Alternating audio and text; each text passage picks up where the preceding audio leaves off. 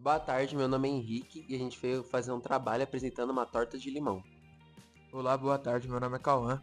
Na torta de limão a gente vai usar o biscoito triturado e a margarina. Para fazer o mousse, a gente vai usar creme de leite e leite condensado. Boa tarde, meu nome é Guilherme. Para acrescentar no mousse, vamos usar limão e gelatina de limão. E é isso, espero que gostem.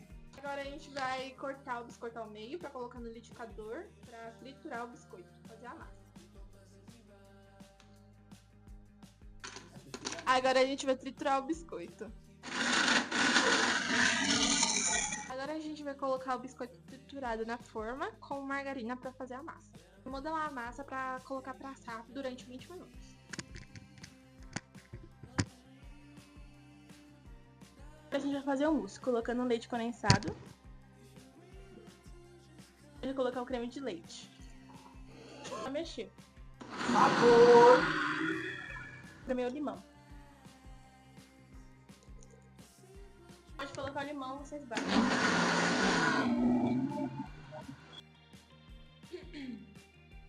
Agora a gente vai colocar a gelatina.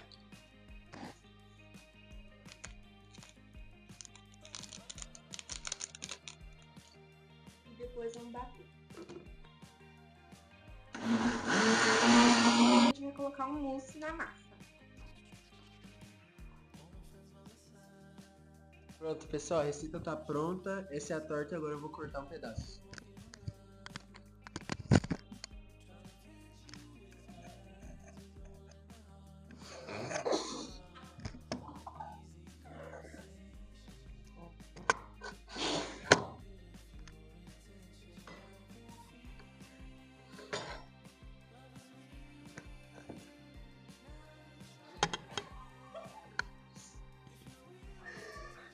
Ficou assim, vou provar.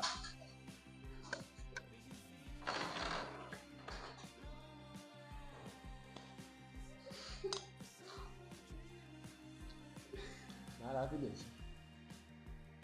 Boa tarde, meu nome é Henrique e a gente vai apresentar um trabalho sobre uma torta de limão. Olá, boa tarde, meu nome é Cauã. A gente vai usar na torta de limão o biscoito triturado e o pote de manteiga. A gente vai fazer o mousse. Opa, não.